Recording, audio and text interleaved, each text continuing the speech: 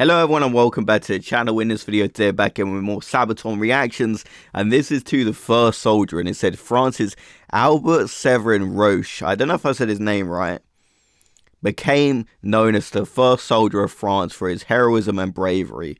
Despite his small stature and his peers' skepticism, by the end of World War I, Albert had more than proved himself, having captured over 1,180 prisoners while fighting for the French army. So that is really interesting.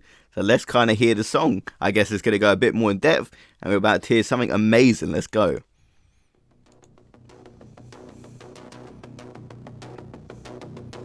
Okay, I'm liking the synths on this. Kind of different to what I normally hear from Sabaton.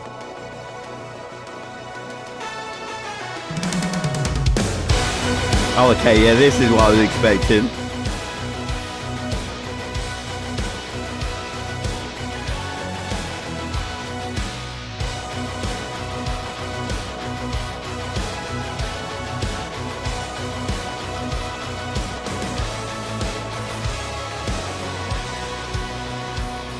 Before the war, he wanted more and ran away from home. The war to end all wars should call his name. Outcast and a likely soldier, barely worth his uniform, emerging as a devil dressed in blue. Being the lone survivor at the trenches in Alsace, one man holds the line.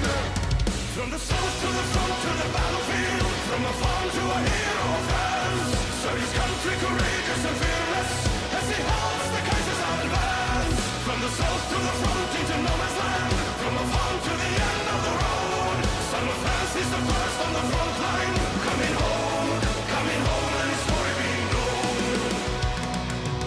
Glorious, victorious, protector of the tomb, memories of his deeds across all war. He's a decorated soldier, he's the blade of the uniform, echoes from the past, his story told.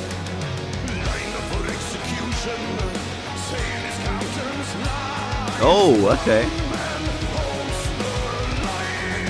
I mean, he's obviously done very well. He captured 1,180 soldiers, but he also saved his captain's life. I mean, it looked like he was kind of dismissed due to his small stature, but he's doing amazing work. From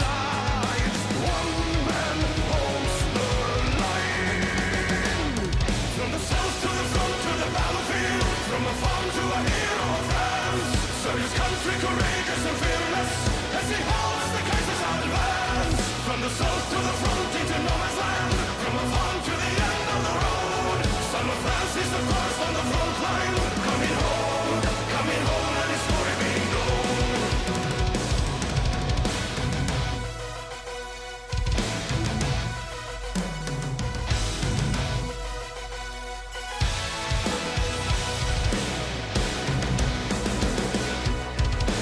And this part definitely fits like the feeling of bravery and victory, the instrumental here. And we got the guitar solo, let's go!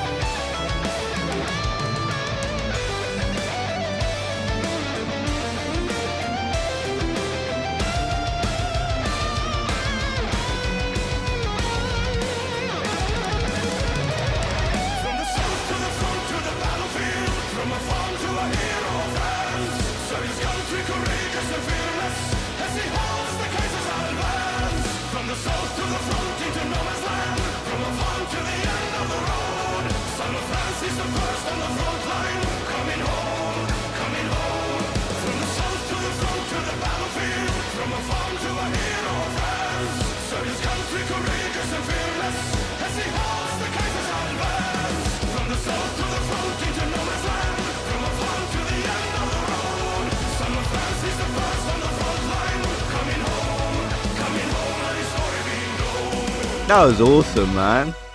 It definitely fit the feel of being victorious, his bravery. I like the fact that Sabaton do these songs. I'm sure a lot of people obviously know the story of Albert, but personally I didn't, so I learned something new today about his bravery, how he's dismissed due to his small stature, and now he's a hero, like capturing 1,180 soldiers, saving his captain's life. He definitely had a massive, massive impact on the war, so I'm going to kind of read and find out a bit more about this, because I'm really, really curious. Okay, so right now we're on Sabaton's website where they actually give a bit more information.